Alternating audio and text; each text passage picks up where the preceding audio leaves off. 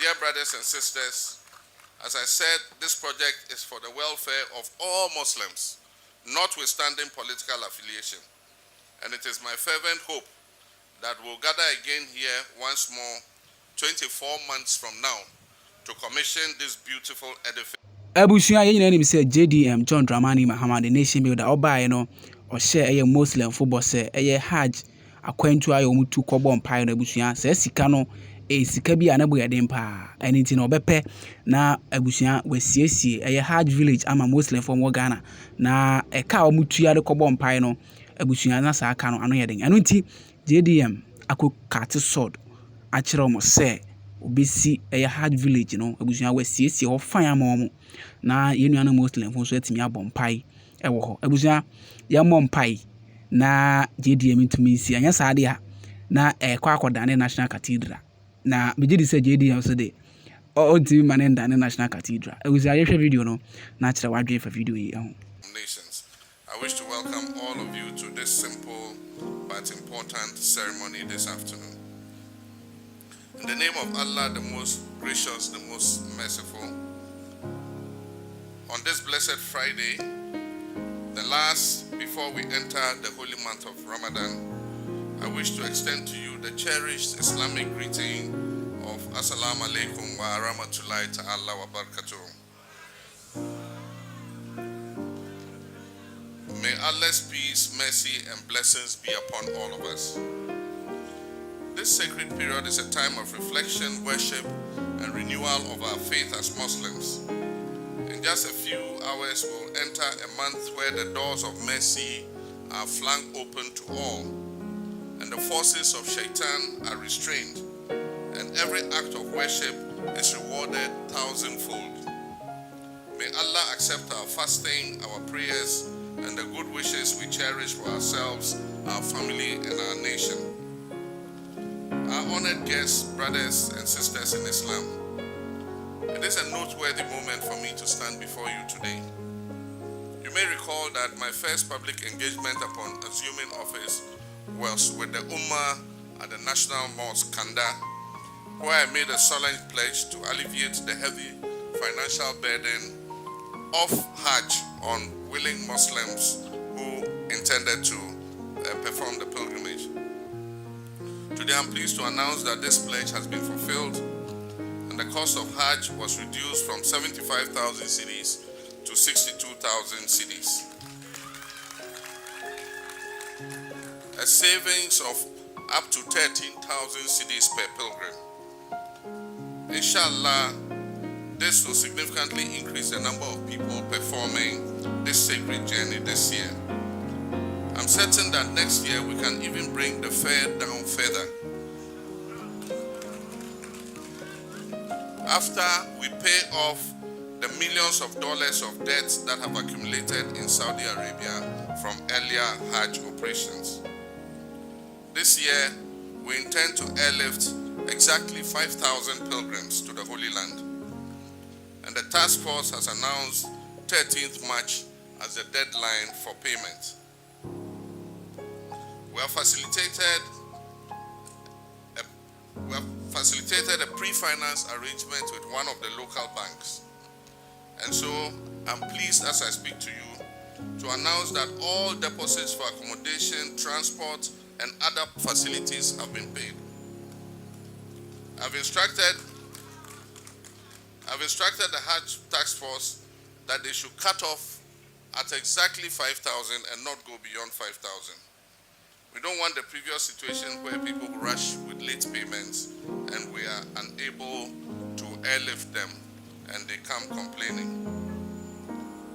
This year we set up a task force to manage the Hajj, because after government took office, we realized that period between taking office and the Hajj was too close.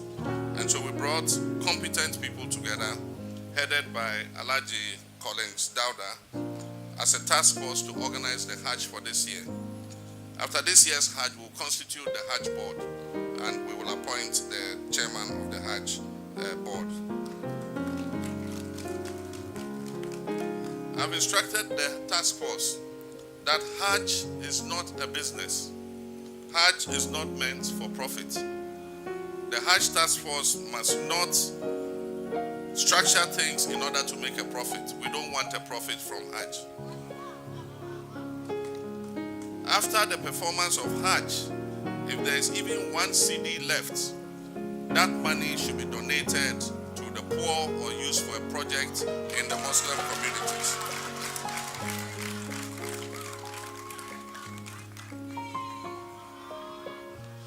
His Eminence, the Chief Imam, eminent Muslim Ummah, I'm also happy to announce that I've instructed the legal counsel at the presidency, Madam Marietta Brew, to amend the Public Holidays Act to provide an extra holiday for the Muslim celebration of Eid al-Fitr. Therefore, beginning this year, there will be 2 days of holiday at the end of the holy month of Ramadan. Indeed, Allah reminds us in the Holy Quran, and I quote, it says, "Verily, the first house of worship appointed for mankind was that at Makkah, full of blessings and guidance for mankind and the jinn." And this is Surah Al-Imran 396. And in another verse, and I wish to quote again, the Quran says, "And proclaim to mankind the Hajj. They will come to you on foot, on an every lean camel. They will come from very deep and distant mountain highways." And this is in Surah Al-Hajj, chapter 22, verse 27.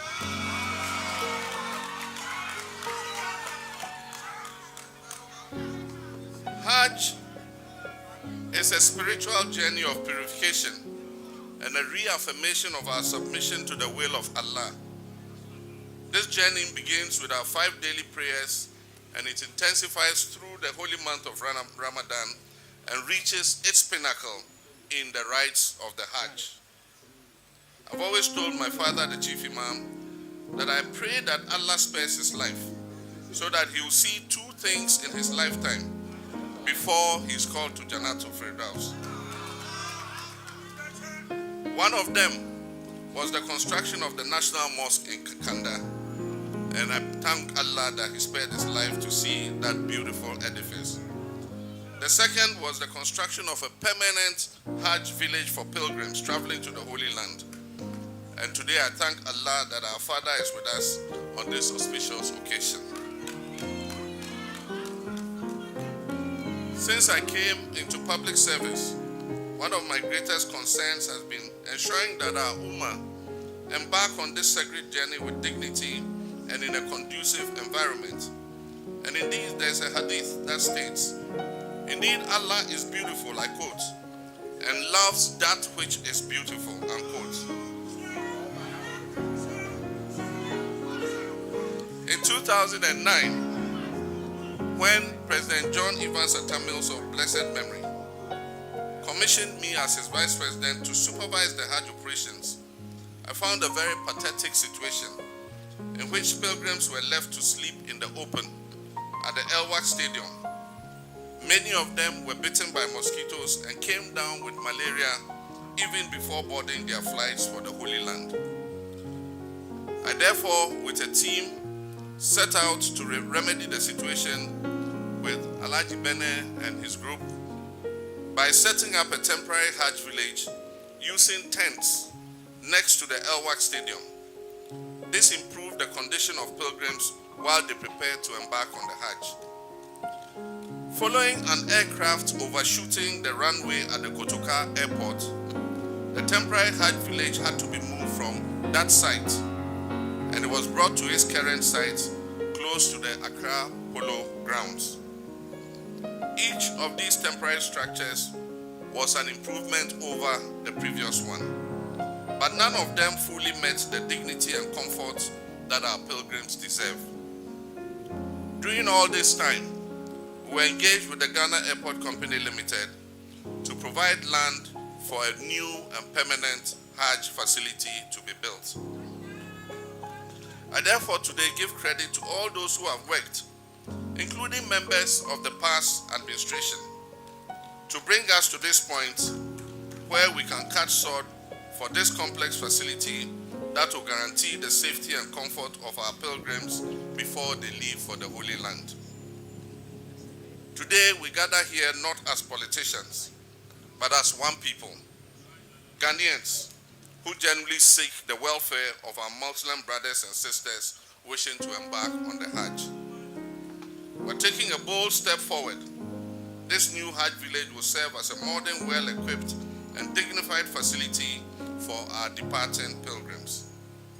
Fellow citizens, as you were told, this edifice includes a fully air-conditioned pilgrims hall to ensure comfort before departure.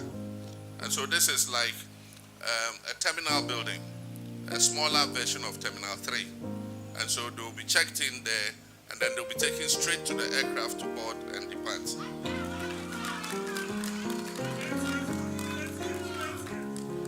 There's a modern ablution and prayer area, a mosque, to facilitate spiritual preparation before our pilgrims leave.